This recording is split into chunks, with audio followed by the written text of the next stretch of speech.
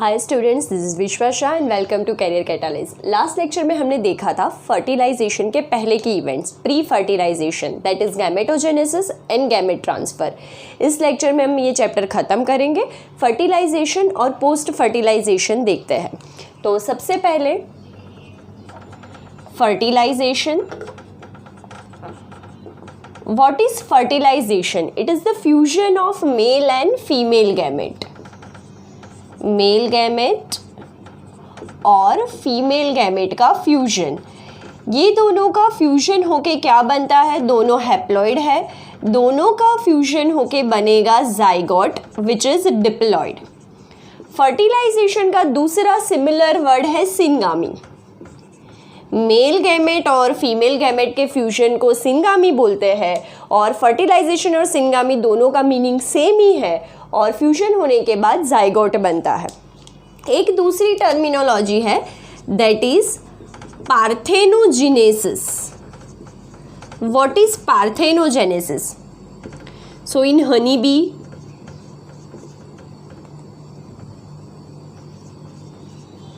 some rotifers, lizard,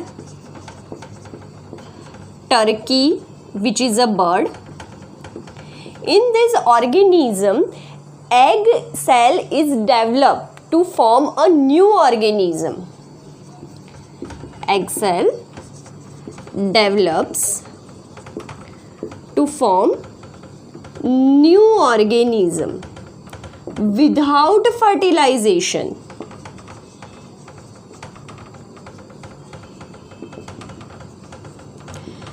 This process is known as parthenogenesis.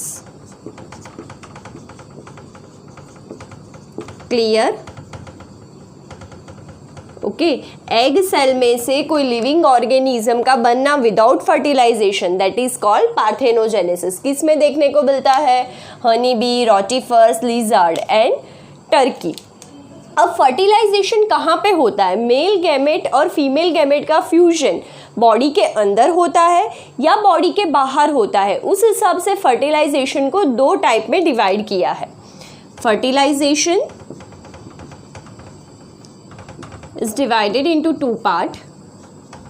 One is external fertilization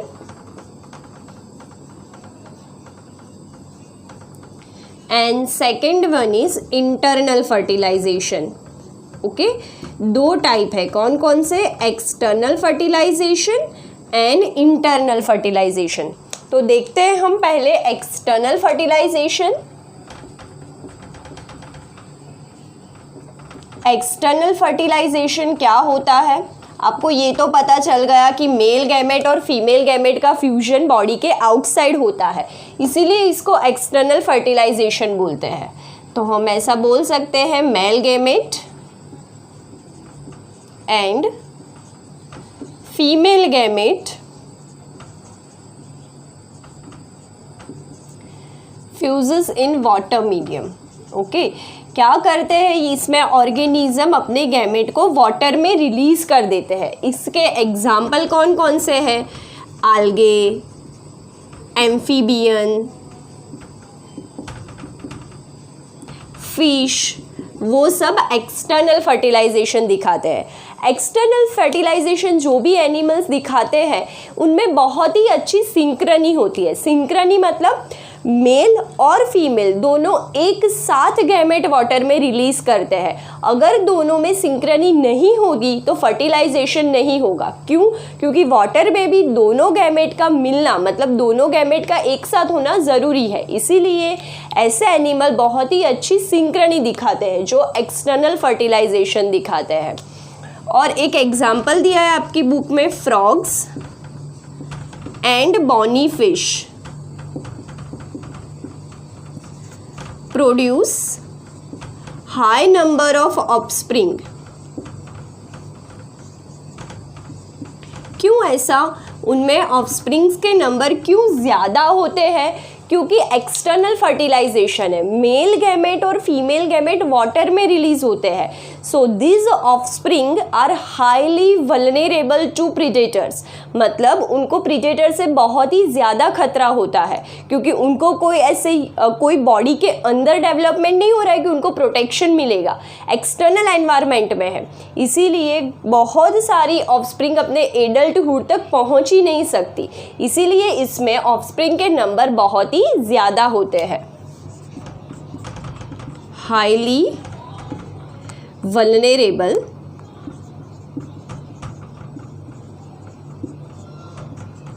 to predators.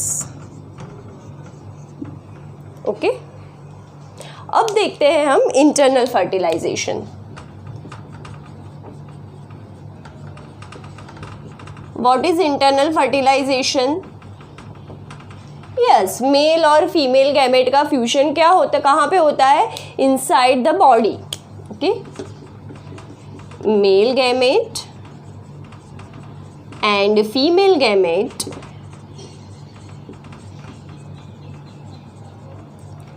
fuses inside the body of organism. That's why it is called internal fertilization. किस में देखने को मिलता है? Example है fungus, bryophyte,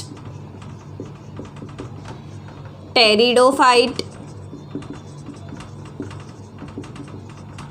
gymnosperm, angiosperm, ये सारे plant और एनिमल्स हायर क्लासेस के। अब इसमें क्या होता है, इसमें भी स्पर्म के नंबर बहुत ही ज़्यादा होते हैं। इसमें स्पर्म कैसा होता है? स्पर्म मतलब male gamete is motile and higher in number than female gamete.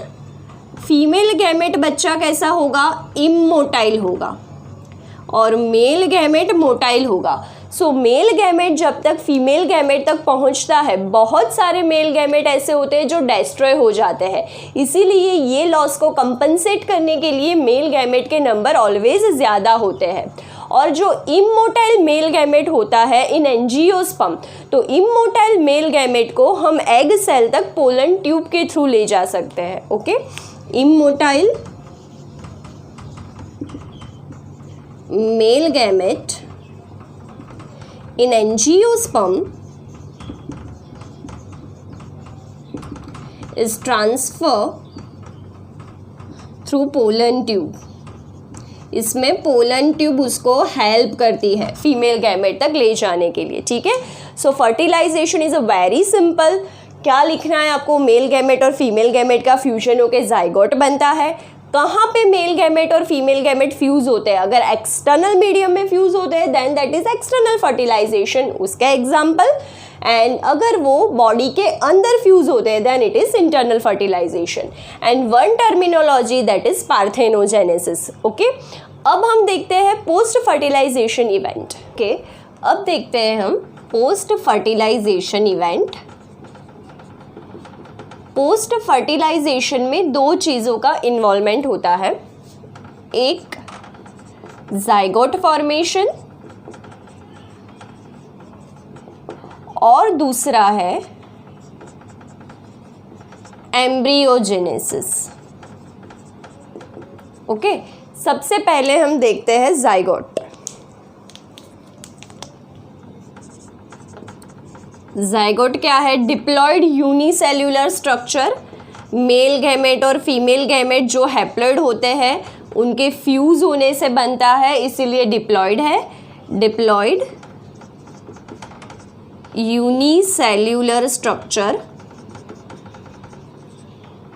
Okay, दूसरा zygote is the vital link. It is the vital link between two generation. Okay, It shows the continuity of species of organism from one generation to next generation. क्योंकि जो gamete होते हैं वो parents में से form होते हैं और उसमें से जाइगोट में से जो एम्ब्रियो और फिर उसमें से जो नया ऑर्गेनिज्म बनेगा that is next generation. So zygote is a link between two generation. Okay, अगर if fertilization is external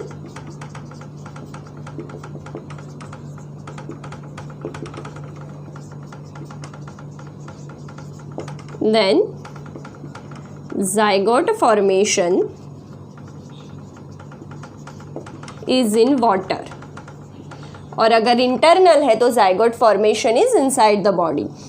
If fertilization is internal then zygote development is inside the body. Clear? Okay, अब आगे zygote का development कैसे होगा वो दो चीज़ों के ऊपर डिपेंड करता है. Zygote development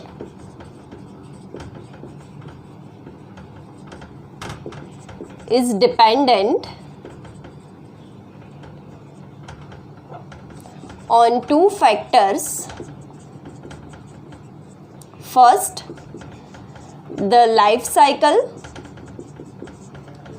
of organism,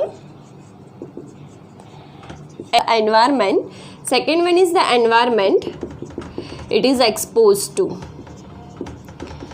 What happen in algae and fungus?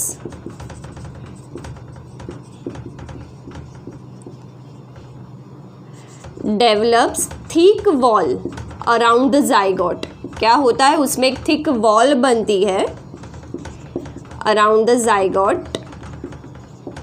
Okay, and this thick wall is resistant to desiccation and damage. Okay, now what happens, the animal, the organism which shows haplontic life cycle. In haplontic life cycle, zygote is undergone in meiosis and form haploid spore. Okay, और in diplontic life cycle,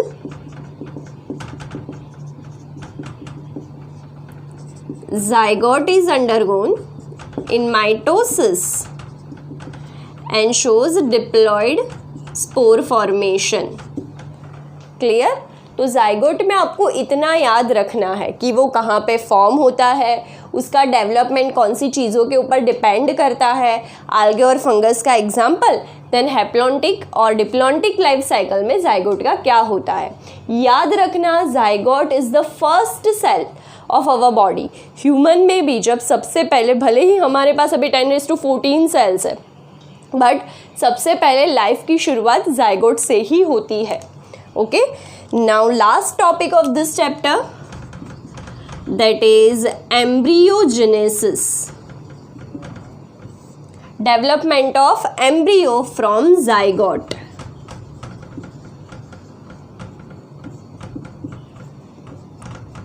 okay, as name suggest that is called embryogenesis.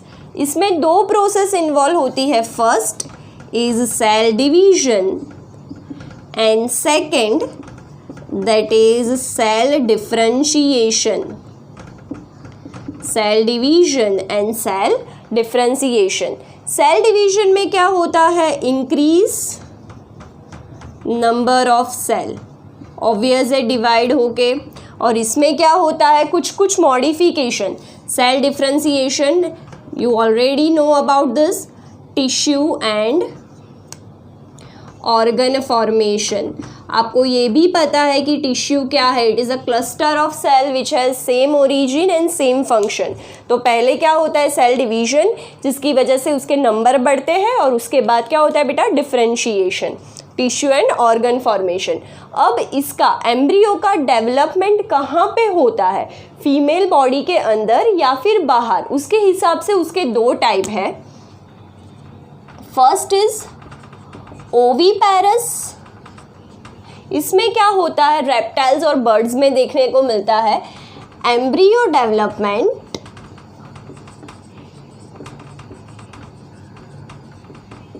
is outside the body. Okay, lay eggs and after certain incubation period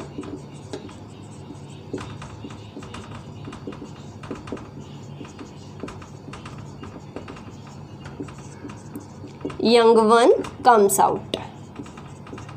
Okay, वो तो पता ही है आपको। Example दिए आपको, birds and reptiles, their eggs have calcareous shell. Okay, उनको protect करने के लिए। फिर दूसरा है, हाँ, ओवीपेरस में एक ड्रॉबैक है कि उनको इतना मतलब प्रोटेक्शन नहीं मिलता है, इसीलिए कुछ ऑर्गेनिज्म ऐसे होते हैं जिसमें से एग में से यंग वन बाहर आने से पहले ही प्रीडेटर के थ्रू डिस्ट्रॉय हो जाते हैं। दूसरा है विविपेरस। विविपेरस मतलब human embryo development is inside the female body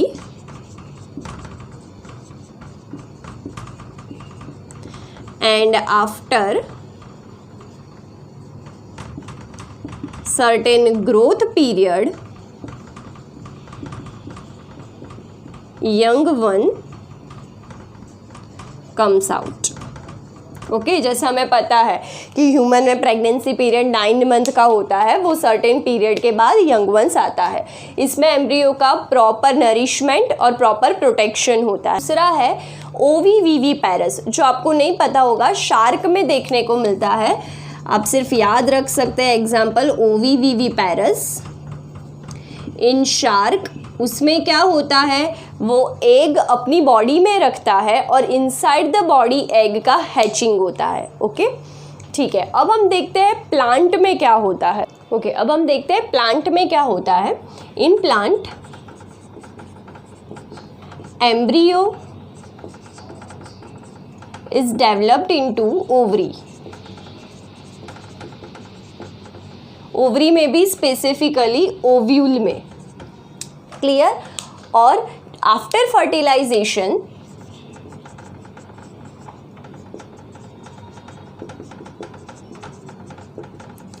sepals, petals and stamen falls off. Okay, गिर जाता है। बट कुछ प्लांट ऐसे होते हैं जिसमें सेपल्स रहते हैं, example brinjal. After fertilisation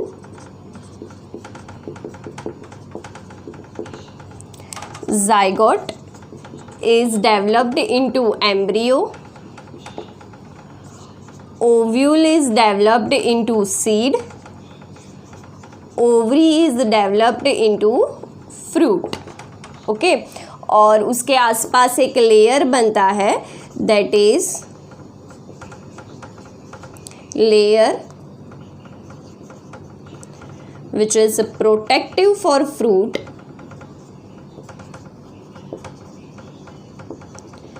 is pericarp. Okay, ये याद रखना।